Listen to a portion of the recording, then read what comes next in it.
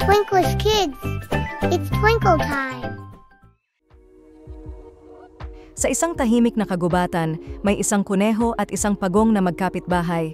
Ito ay isang kwento tungkol sa kung paano ang mabagal at matiyaga ay maaaring manalo sa karera. Ang kuneho, kilala sa kanyang bilis, ay madalas na ipinagmamalaki kung gaano siya kabilis tumakbo.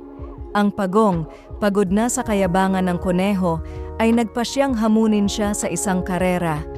"Ikaw? Hinahamon mo ako?" Tawa ng kuneho. "Ito ay magiging madali." Nagsimula ang karera.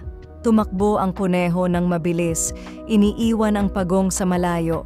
Tiwala sa kanyang tagumpay, nagpasya ang kuneho na matulog sa kalagitnaan ng karera.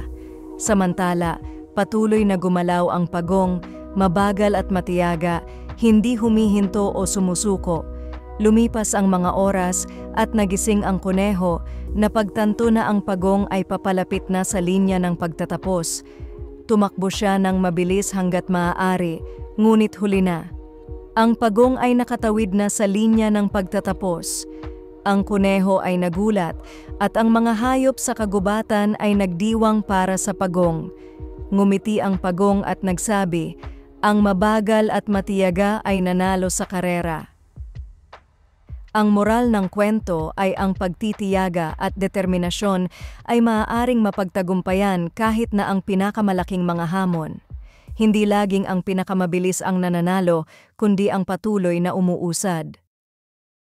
Like, share, subscribe and follow for more. Enjoy!